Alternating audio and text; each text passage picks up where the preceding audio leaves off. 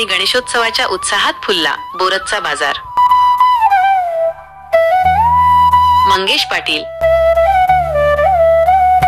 श्रावण महिन्याचा शेवटचा गुरुवार आणि पोळ्याचा सण आजच आल्याने बोरद येथील बाजारपेठेत मोठा उत्साह पाहायला मिळाला। पोळ्यासाठी बैलांना सजवण्याचं साहित्य आणि गणेश मूर्ती खरेदी करण्यासाठी शेतकऱ्यांनी व नागरिकांनी मोठी गर्दी केली होती। बोरद हे सातपुड्यातील जवळपास 25 गावांचे मुख्य केंद्र असल्याने या बाजाराला विशेष महत्त्व प्राप्त झाले आहे। दरवर्षीप्रमाणे यंदाही श्रावण महिन्याच्या शेवटच्या गुरुवारी भरलेल्या या बाजारात पोळ्यासाठी लागणाऱ्या वस्तूंची रेलचेल होती। घुंगरू, घंटा, नाडा, नथ, दोर अशा विविध साहित्यांनी बाजारपेठ गजबजून गेली होती। विशेषतः खेतिया येथील व्यापाऱ्यांनी या ठिकाणी मोठ्या प्रमाणात साहित्य विक्रीसाठी आणले होते। शेतकऱ्यांचा महत्त्वाचा सण असलेल्या पोळ्याची तयारी या बाजारातून पूर्ण होते। शेतकरी आपल्या बैलांना गरम पाण्याने धुवून त्यांच्या शिंगांना रंग लावून सजवतात आणि सायंकाळी त्यांची गावातून मिरवणूक काढतात। त्यानंतर घरी आणून त्यांची पूजा करून त्यांना नैवेद्य दाखवला जातो।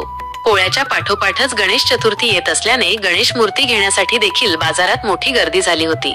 त्यामुळे पोळ्याचे साहित्य आणि गणेश मूर्ती अशा दोन्ही गोष्टींची खरेदी एकाच ठिकाणी होत असल्याने या शेवटच्या गुरुवारच्या बाजाराला ग्रामीण भागात अनन्यसाधारण महत्त्व आहे।